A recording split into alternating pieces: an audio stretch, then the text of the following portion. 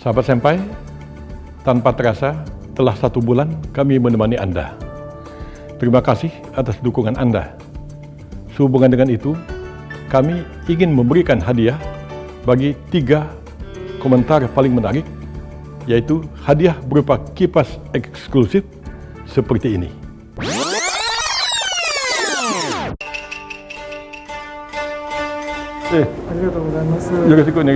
Tadi kamu itu kami culik ke sini.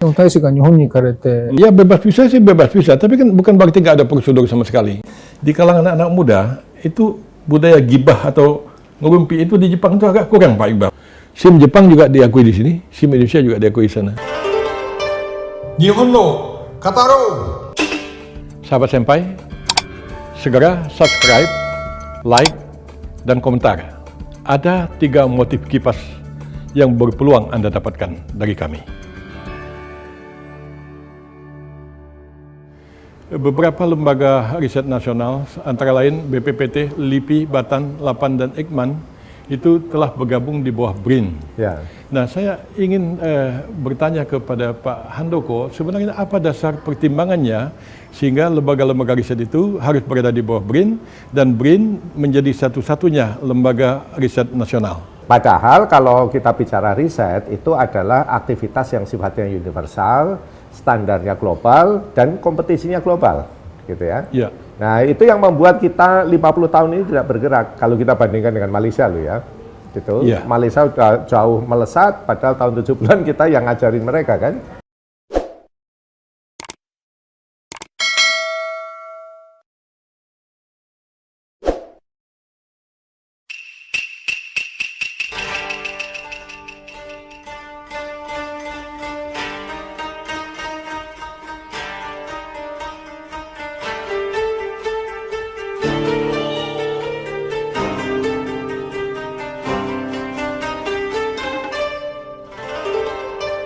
Nihon no Kataro.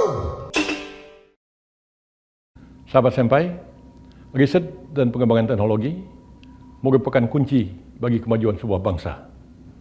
Jepang maju karena kedua hal itu. Bagaimana riset dan pengembangan teknologi di Indonesia? Indonesia menjawabnya dengan munculnya BRIN. Ikuti wawancara eksklusif kami dengan Kepala BRIN, Tri Laksana Handoko. Nihon no Kataro. Sahabat Senpai, jumpa lagi dengan saya, Yusron Ihza. Teknologi tentu merupakan hal yang amat penting bagi kemajuan sebuah bangsa dan tentu juga penelitian untuk pengembangan teknologi itu sendiri. Bersama saya telah hadir Bapak Laksana Tri Handoko, Kepala BRIN, dan kita akan melakukan bincang-bincang tentang riset dan pengembangan teknologi pada siang hari ini. Selamat siang Pak Handoko. Selamat siang Yusron Senpai. Gimana kabar, sehat Bapak? Ya, semoga sehat selalu ya. Amin, amin. Iya, kita coba tetap berkarya Pak, walaupun di tengah pandemi yang sedang sedang meningkat tajam saat ini, tapi insya Allah kegiatan kita tetap jalan dan protokol kesehatan pun juga kita tetap penuhi, sehingga badan tetap sehat, pekerjaan pun tetap lancar. Mudah-mudahan begitu Pak. Ya. Baik Pak Handoko, jadi begini, belum lama ini, sebagaimana diberitakan oleh media massa, beberapa lembaga riset nasional, antara lain BPPT, LIPI, Batan, Lapan, dan Eijkman, itu telah bergabung di bawah BRIN. Ya. Nah, saya ingin bertanya kepada Pak Handoko, sebenarnya apa dasar pertimbangannya sehingga lembaga-lembaga riset itu harus berada di bawah BRIN dan BRIN menjadi satu-satunya lembaga riset nasional? Silakan Bapak. Ya, terima kasih Pak Yusron. Jadi kita kembali pada apa sih problem fundamental ya, riset dan inovasi di kita, kan begitu ya. Nah, problem fundamental kita itu ada 2. Gitu. Yang pertama, aktivitasnya itu didominasi pemerintah, ya. Gitu. Jadi 80% itu didominasi pemerintah. Gitu. Di luar pemerintah hanya 20%, padahal kalau standar UNESCO misalnya itu terbalik mestinya, gitu ya. Di Malaysia saja sudah terbalik begitu. Betul. Nah, yang kedua, yang didominasi pemerintah itu tersebar di sedemikian banyak kementerian lembaga, ada 74. gitu. Sehingga masing-masing itu critical mass-nya itu sangat rendah, gitu ya. Padahal kalau kita bicara riset itu adalah aktivitas yang sifatnya universal, standarnya global dan kompetisinya global, gitu ya. Nah, itu yang membuat kita 50 tahun ini tidak bergerak kalau kita bandingkan dengan Malaysia loh ya. Gitu. Malaysia udah jauh melesat, padahal tahun 70-an kita yang ngajarin mereka kan. Gitu ya. Ya, jadi itu yang critical mass kita itu terlalu rendah. Sehingga pemerintah memutuskan ya apa yang sumber daya ya. Jadi kita ini sebenarnya tujuannya bukan menyatukan, mengintegrasikan lembaganya, bukan itu. Tapi bagaimana mengkonsolidasikan sumber daya, gitu ya. Sumber daya yang ada di lembaga pemerintah, begitu ya, kebetulan. Gitu. Nah, itu caranya tidak ada lain kecuali mengintegrasikan. Kalau secara teknokratis dan administrasi pemerintahan ya, seperti itu. Jadi sumber daya manusia, sumber daya infrastruktur dan juga anggarannya itu. Ya. Sehingga kemudian kita dengan konsolidasi, dengan sumber daya yang sudah dikonsolidasikan itu, kita berupaya kita jadi mampu ya memiliki kapasitas untuk memfasilitasi orang di luar pemerintah masuk ke riset, gitu ya. Gitu, supaya mereka nanti kontribusinya bisa naik, gitu ya, menjadi 80%, gitu ya. Pemerintah 20% saja, mestinya begitu. Ya. Baik, Pak Handoko. Tetapi begini, untuk integrasi, apakah memang perlu katakanlah lembaga-lembaga riset itu berada di bawah BRIN, dan mengapa misalnya tidak sebagaimana semula, yaitu LIPI tetap di bawah LIPI, dan LIPI tetap sendiri, maksud saya BPPT juga begitu, Batan juga begitu, 8 dan seterusnya. Sehingga sifatnya dengan BRIN itu hanya koordinasi saja gitu. Ya kan 50 tahun kita melakukan koordinasi. Ya kan? Begitu. Iya, kan koordinasi dengan Kemristek tadinya kan. Kemristek BRIN ini kan BRIN ini kan Kemristek kan salah satu yang kita integrasikan ya, gitu. Karena kalau mereka itu lembaga pemerintah, problemnya itu, gitu. Sehingga kalau kita ingin membuat konsolidasi sumber daya, kalau lembaga pemerintah tidak mungkin tanpa mengintegrasikan, gitu. Kalau hanya koordinasi saja ya itu sebatas omongan aja kan, akhirnya ya tidak pernah terjadi, gitu ya. Ya, tapi begini Pak Handoko, kalau kita melihat sejarah katakan lembaga keilmuan di kita ya. Di perguruan tinggi misalnya kita lihat saja misalnya dulu asal mulanya di luar UGM dan lain-lain adalah UI, lalu UI itu ada Fakultas Ilmu Pendidikan, itu mereka justru pisahkan dari mereka, jadilah IKIP, kemudian ada Fakultas Pertanian mereka dilepas lalu jadilah IPB, dan kelautan mereka jadilah Hasanuddin, kemudian teknik mereka jadilah ITB. Nah, jadi kalau kita melihat sejarah pengembangan perkembangan lembaga keilmuan kita, yang kita lakukan di masa lalu itu bukan mengintegrasikan mereka menjadi satu, tapi justru kita membiarkan mereka tumbuh dan berkembang sendiri, gitu Pak Handoko. Bagaimana kira-kira? Jadi kan kalau itu lembaga pendidikan, ya, lembaga pendidikan tujuannya apa? Mendidik. Kalau mendidik itu terkait dengan kapasitas. Iya kan, tidak mungkin kalau UGM saja kan. Ya, tentu. Bagaimana kita mau mendistribusikan layanan pendidikan kalau tidak kemana-mana, gitu ya. Tapi kalau riset berbeda, riset itu justru ya kan tidak boleh didistribusikan. Iya, karena sumber daya riset kita kan cukup punya satu pusat riset nanomaterial, tapi harus keren dan canggih, mampu berkompetisi global, cukup satu, tidak perlu ada di semua provinsi kan. Misalnya ya. Itu.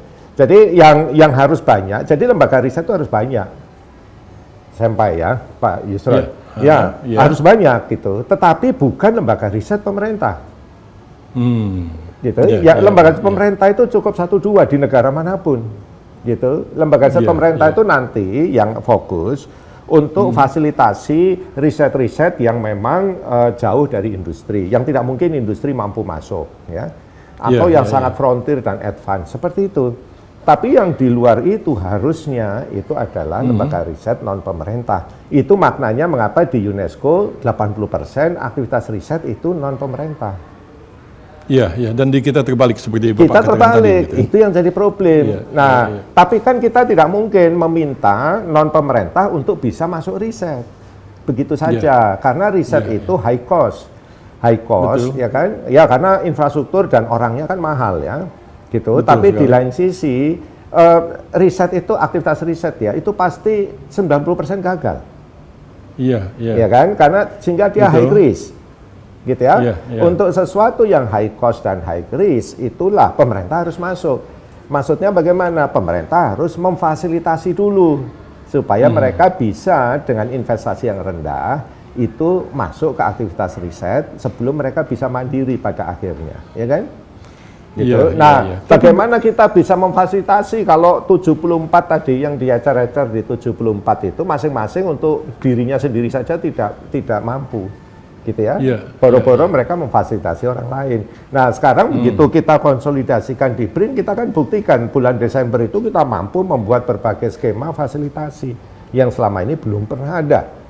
Gitu ya, maksudnya kita sekarang mampu memfasilitasi infrastruktur, mampu memfasilitasi SDM-nya, ya kan? Semua orang boleh mulai melakukan riset tanpa modal dengan memakai infrastruktur kami, misalnya ya, gitu. Dengan memakai SDM kami, termasuk industri. Iya. Nah, ini baru 5 bulan kita berjalan ya. Gitu. Iya. Iya, dan itu selama ini kita tidak pernah mampu melakukan. Ya, kemarin ada sedikit berita di media massa, katakanlah sedikit mungkin perbedaan pendapat menyangkut Eijkman, Pak Handoko. Itu bagaimana ceritanya, Pak? Ya, jadi perlu saya sampaikan, Eijkman itu kan bukan lembaga. Oh, Eijkman itu kan hanya unit proyek, namanya saja lembaga, begitu ya. Tapi Eijkman belum pernah menjadi lembaga sejak diaktifkan oleh Pak Habibie tahun 92 ya. Gitu, belum pernah jadi lembaga. Gitu. Dia unit proyek saja di bawah Kemristek, karena Kemristek diintegrasikan ke BRIN, ya otomatis Eijkman ikut. Nah, oh begitu. Iya ya, justru sekarang kita lembagakan menjadi pusat riset biologi molekuler Eijkman. Oh begitu. Gitu. Iya, justru sekarang mereka menjadi lembaga resmi sehingga para periset di dalamnya itu memiliki kepastian hukum. Sebelumnya periset PNS yang ada di Eijkman itu saja tidak bisa jadi peneliti, tidak bisa mendapatkan hak finansial sebagai peneliti. Bayangkan mereka itu kayak tenaga administrasi. Iya, saya dengar ada Gitu sekitar ya. 70 itu peneliti Eijkman yang tidak mendapat tempat setelah ada integrasi ini. Apa betul Bukan, itu, Pak? itu, Dan bagaimana itu karena sebagian besar dari mereka itu sebenarnya adalah honorer. Oh, honorer. Honorer, iya. Kalau honorer kan bulan Desember pasti berhenti. Gitu. Nah, tentu kami karena kan kita switch manajemen 1 Januari, ya kan? Iya. Ada BRIN, tidak ada BRIN kan mereka pasti berhenti juga Desember ya. Gitu. Tetapi setelah BRIN ya tentu kita ada skema baru kan, mekanisme baru.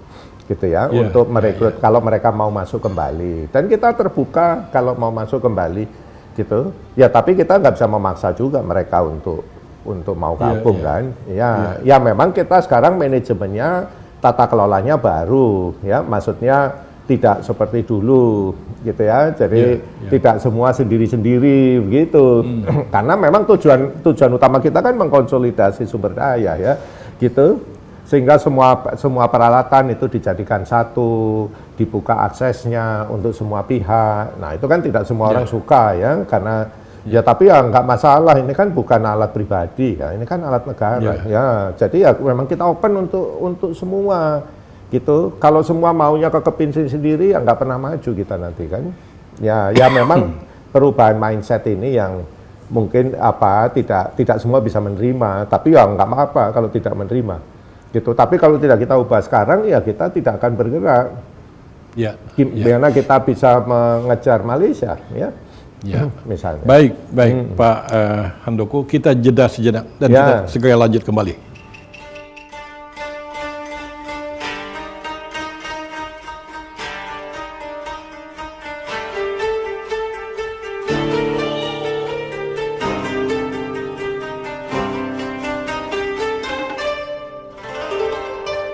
Nihonno Kataro.